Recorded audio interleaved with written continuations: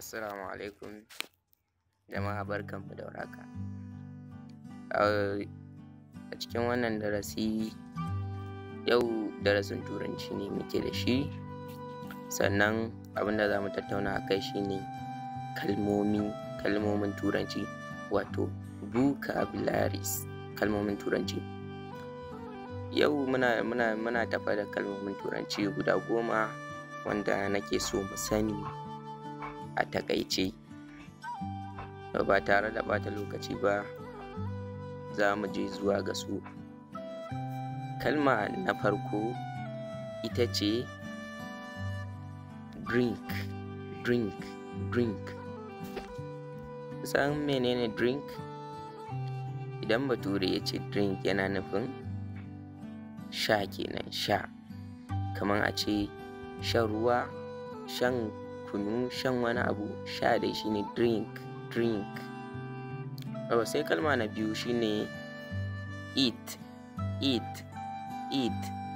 Wato idan aka ce eat ana nufin ci kenan, ci shine eat. Zaka iya cewa ko cin abinci ko dai cin wani abu. Eat shine dai ci, kun gane? Sannan na uku shine run. Run yana nufin gudu. Yes, gudu. Kamar za a iya cewa mota na gudu ko kuma wani abu dai gudu shine run. Sannan kalma na hudu shine stop. Wato stop mutum a tsaya kenan, tsayuwa shine stop, tsaya. So kamar mutum yana gudu sai ka ce masa stop, kana nufin ya tsaya kenan, ya tsaya. Sannan kalma na biyar shine read. Wato karatu kenan, read, karatu. Sannan kalma na 6 shine market, kasuwa kenan, market, kasuwa. Sannan kalma na 7 ita ce classroom. Wato idan aka ce classroom ana nufin aji shine classroom. Sannan kalma na 7 shine hospital.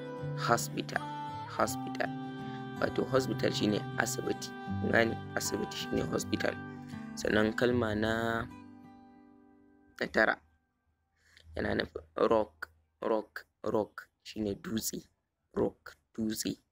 Sannan kalma na 10 wacce ita ce na karke shine school. Wato makaranta kenan, makaranta shine school. Yawa, idan wannan a takaice shine kalmomin da muka koya yau. Idan akwai mai tambaya, ya yi tambayan shi, ya rubuta tambayan shi, ajiye ni kuma zan ansa insha Allah. Da fatan kun ji daɗin wannan lesson ɗin. See you tomorrow. Thank you.